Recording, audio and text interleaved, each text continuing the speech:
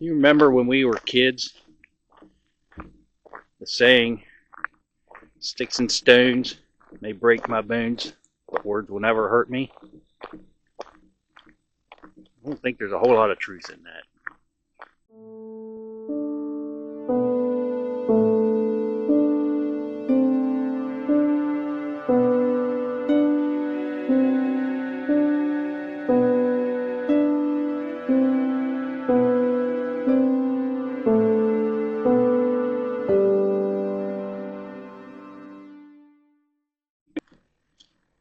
So when I was in my early 20s, I was building homes for a small custom home builder.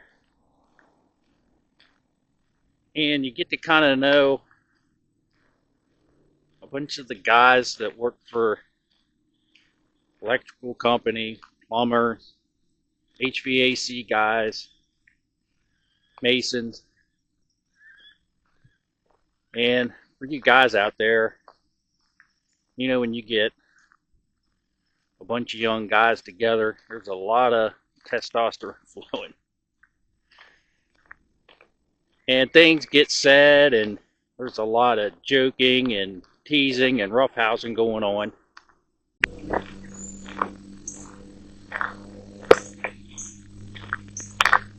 So this one particular morning was one of those very rare days that I woke up on the wrong side of the bed and I was just having a rough day.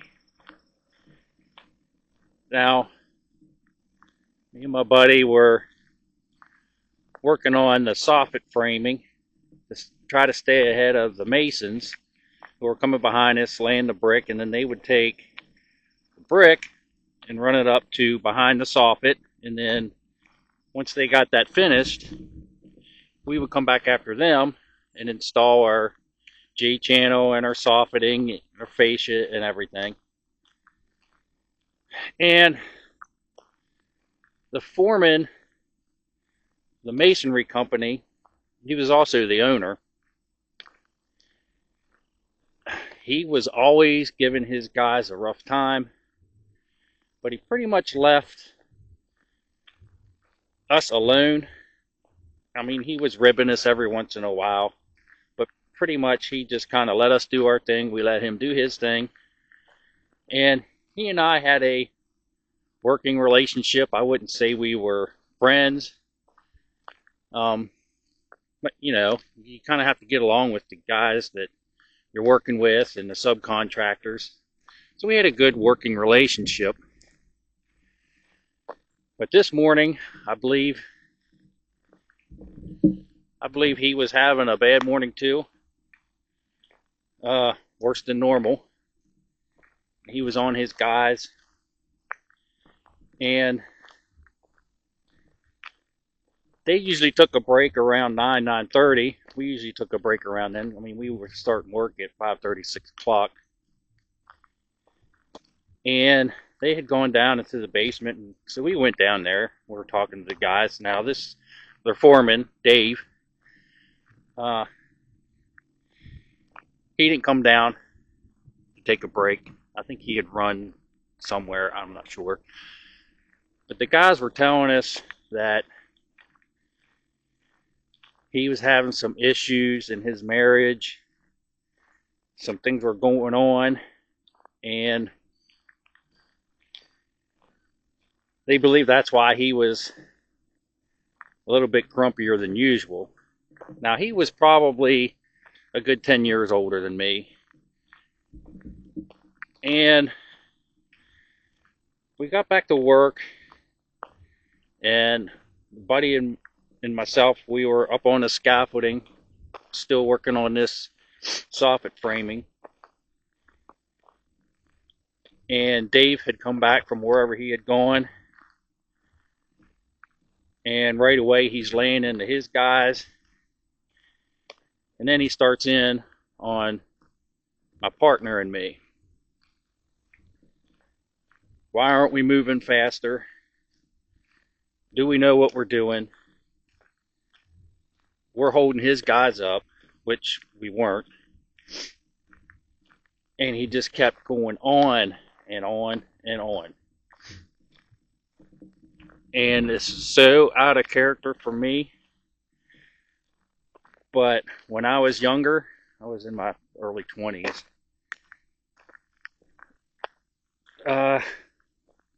Sometimes I did fly off the handle. It was very rare, and it took a lot to get me to that point.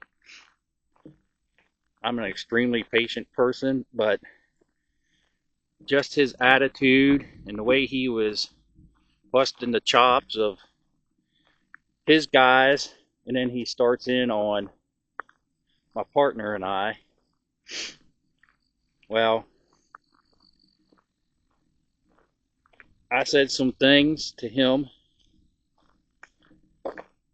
that I knew would hurt him from what his guys had told me at break time. They were intentional. I used my words as a weapon to cause him pain, and it did. And of course, he flew right back at me. He was gonna hop up on the scaffolding. He was gonna beat my ass. He didn't, but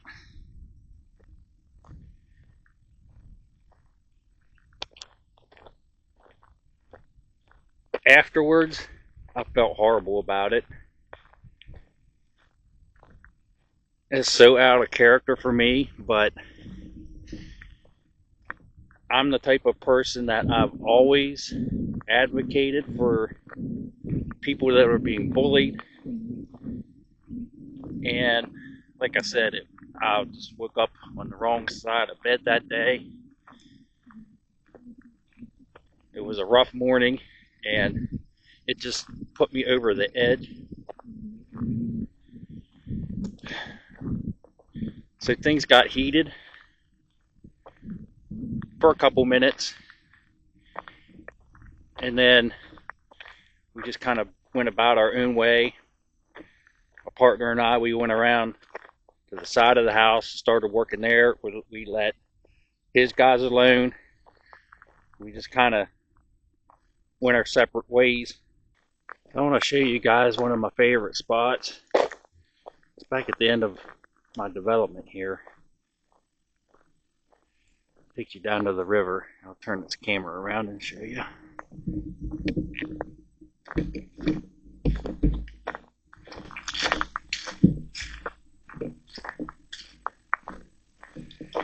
Got a nice little picnic area, swing.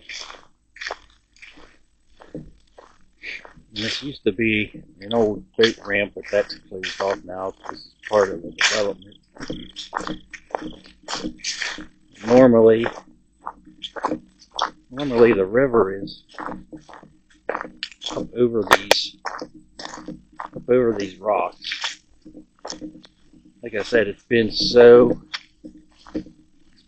dry. We've been in a drought for the last 3-4 months, and the river has never been this low. I mean, normally the river is up to here. Oh, look at there, the bald eagle.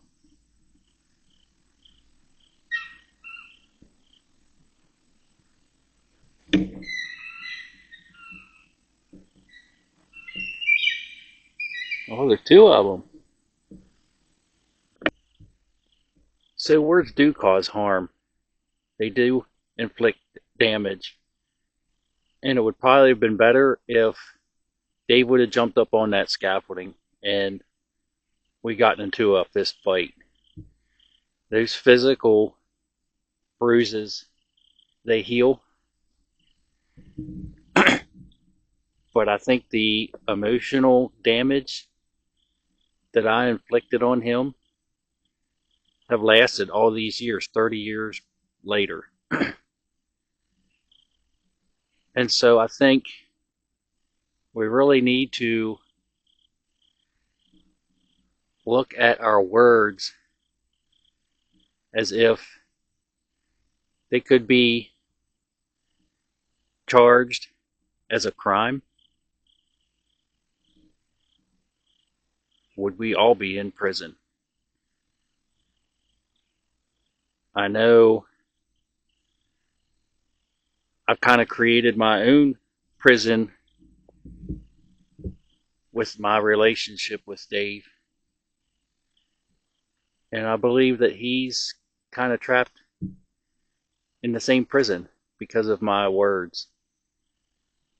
So I think the next time any of us gets to the point where we want to create damage and pain towards someone that we're having a disagreement with, a friend, brother, sister, a spouse, that we should just stop and really think, is this something we really want to do?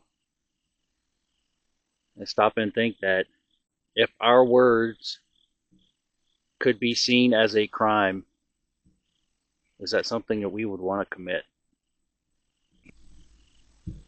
I'm sure you can see why this is one of my favorite spots, especially in the morning. The sun's coming up on these cooler mornings, and the steam is just rolling off the river. It's just so peaceful, so quiet.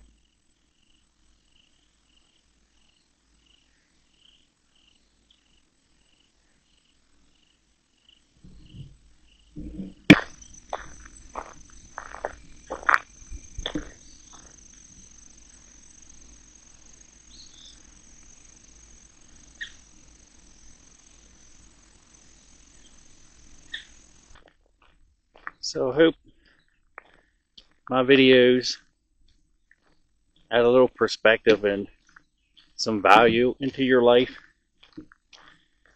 That's why I started this channel. Just my life experiences and lessons that I've learned, and I just want to share them. And maybe for any younger viewers, they can take that and learn those lessons before they make the same mistakes that I did.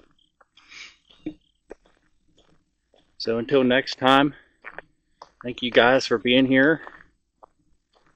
Take care, be kind, and I appreciate you all.